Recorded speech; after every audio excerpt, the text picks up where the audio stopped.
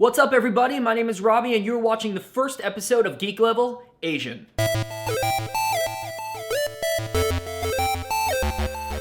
So I wanted to kick this off by talking about one of my favorite shows of all time, and that is Mighty Morphin Power Rangers. The world is going through Power Rangers mania right now, and a lot of that has to do with the fact that all the kids growing up with Power Rangers and loved it, loved the show, loved the suits, loved the fighting sequences, got really into karate, are now adults. Through social media, we've all communicated with each other and have realized, Power Rangers was really awesome. I want more of it. And in the world that we live in, if there is enough demand for it, and there's enough money to be made, you might just get what you're asking for. And we are now getting a Power Rangers reboot movie. So all of this is old news. We've seen the trailers, we've seen the suits, we've seen Rita, we've seen Goldar, all said and done. But it's really funny when people approach me about this after they've seen the trailer. It's kind of like they're approaching me about an ex that I've had, and my ex is now dating somebody else. The conversation is usually something like, "Hey, Robbie, man, I saw the Power Rangers trailer." "Oh, yeah?" "Yeah." "What do you think about that?"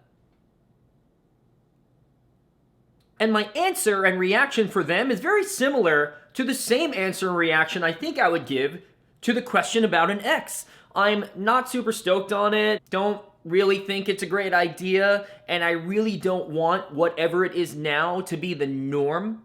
All kidding aside, when I really actually think about it, it is very cool that we're getting a Power Rangers reboot movie. I mean, there are going to be so many kids out there who are going to be experiencing it for the first time, and that's very exciting. But that being said, there are specific elements of Power Rangers itself that, to me, are very important, and I would like to see those things in the new movie. If they are not brought over to the movie, will I be disappointed? Absolutely. Will it then be Power Rangers to me? I don't know. Will I understand if those elements don't make it to the movie? Maybe some of them, and that's kind of what we're going to talk about today. The first element that is most important to me, that I know that I always waited for every episode, is the morphing sequence. It's Morphin time, holding up your morpher, calling out your prehistoric animal, and then morphing into a Power Ranger. It's iconic, it's formulaic, and from that point on in the episode, you know that it's about to get good.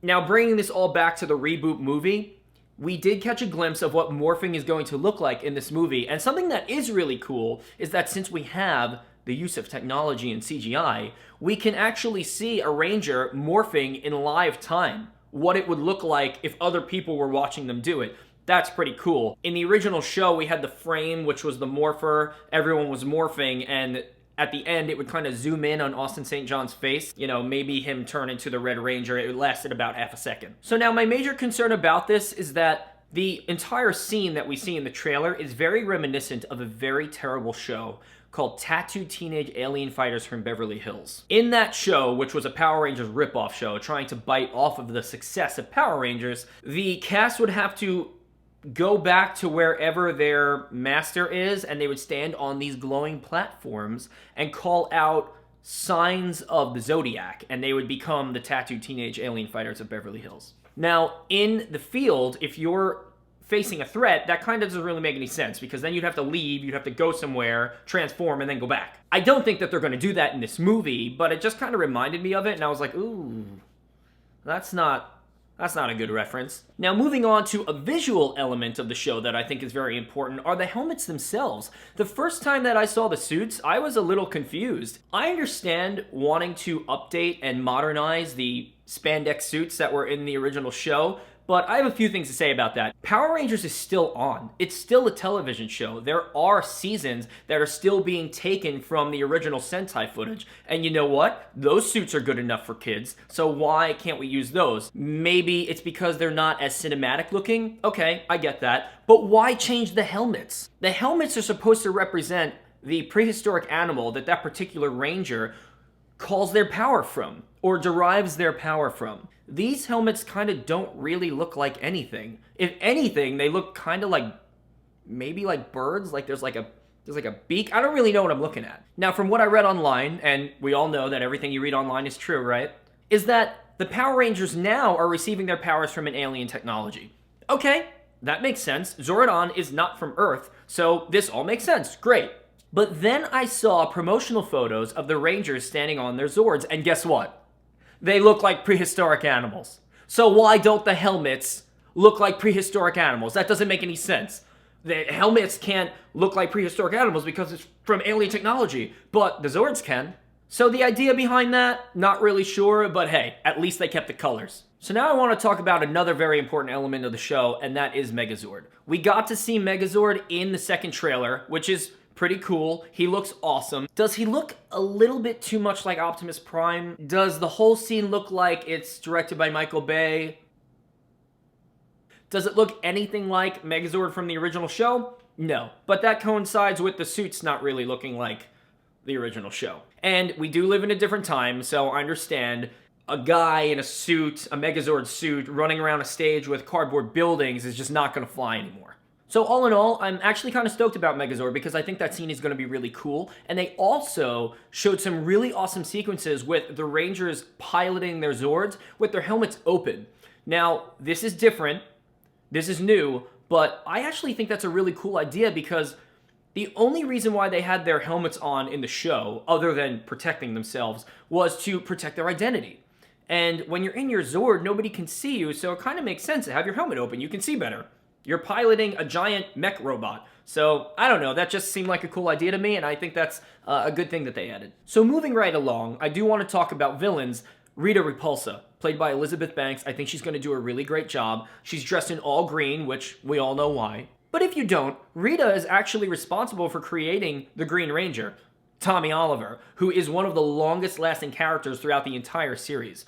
So it's her own fault. But in the original show, Rita used to send monsters down to Earth to do the fighting for her. In the movie, she's the one who's doing the fighting herself. So I hope that she's not defeated in this movie because then Rita went out in one movie.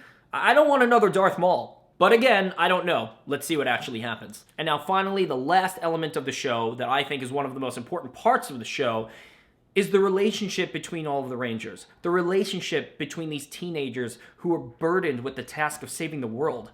I mean, when I was a teenager, I remember it being very hard. The last thing that I was thinking about was saving the world. Now, the character it seems like they changed the most, in the trailer at least, is Trini.